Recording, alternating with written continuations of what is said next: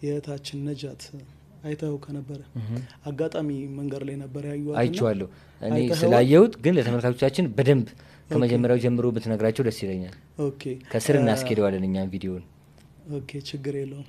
አጋጣሚ እየሄድኩ ነበርና ቁጭ ብላ ተቀምጣ ነበር ያዩት። ምን ሆነሽ ነው እህቴ አልኳት። ገና እንግዲህ 13 አመቷ ነው ልጅቷ ማለት ነው። ምን ሆነሽ ነው አልኳት። ደብሮኛለች። ለምንድን ነው የሚደብርሽ? አንቺ ህጻን ልጅ አይደለሽ ወይ ብዬ ጠይኳት። ስጠይቃት ምንድን ነው ያለችኝ? ከቤት ስለወጣው። ለምንድን ነው በ13 አመትሽ የወጣሽው አልኳት።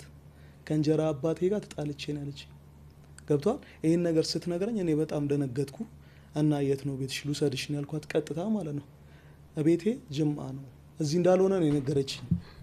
ጅማ ነው አለችኝ። እሺ ምን ላድርግልሽ? ምንድን ነው የምትፈልጊው አልኳት። ስራ በጀምር ደስ ይለኛል አለችኝ። እሺ ብዬ በእኔ ቤት ያው ህጻን ልጅ ነች፣ ስራ ማስጀመር አልነበረብኝም። ግን ቀጥታ ሄጄ ምን ላድርግ ጀብሎ ላስጀምራት ወይንስ ምን ላድርግ ብዬ ሚዛን ገዘውና ተመልሼ ሰጧትና የት ነው የምታድሪው አሳይኝ ብያት ቀጥታ ያለችበትን አሳየችኝ። ነገ ከነገ ወዲያ መጥቼ እርዳታ አደርግልሻለሁ፣ ብዙ መልካም ሰዎች ስላሉ ወይም ቪዲዮ ካዩ በኋላ ሊፈልጉሽ ስለሚችሉ እመጣለሁ አልኳት። ኦኬ ችግር የለውም ብላኝ ፖስት አድርጌው ገና እንደተመለስኩ ብዙ ሰው መደወል ጀመረ እኔ ጋር። ፖስት ካደረኩት ከ30 ደቂቃ በኋላ የት ነው ያለችው? ወዲያውኑ እሷ ጋር ተመልሼ ሄድኩ፣ አገኘዋት። ብዙ የሚደውልልኝ ሰው ምን ነበር ሲል የነበረው ህጻን ልጅ ነች፣ ድርጅት ነው ማስገባት ያለበት፣ እናቷን ፈልግ አገናኝ። በምን ላገኛት? እናቷን ልትነግረኝ አልቻለች። ጅማ ነው አለችኝ። ኦኬ ችግር የለውም ብዬ ቀጥታ አንድ ወንድማችን አለ በጣም የምወደው ሌላ አንድ ወንድማችን ወንድም ካሊድ ይባላል።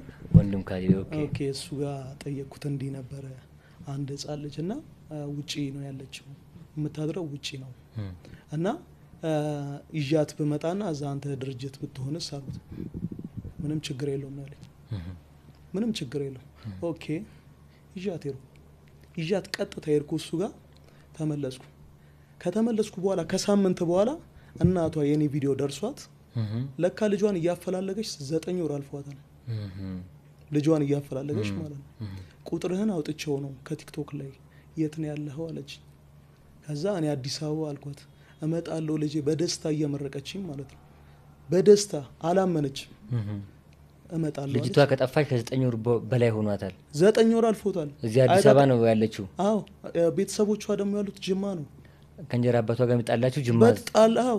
እናቷ በቃ ጭንቀት ላይ ነች። ስንት ጊዜ ስታፈላልጋት ከጅማ ዝም ብላ መታ ነው አዲስ አበባ ማለት ነው። በቃ ተስፋ በመቁረጥ ወይ ምንም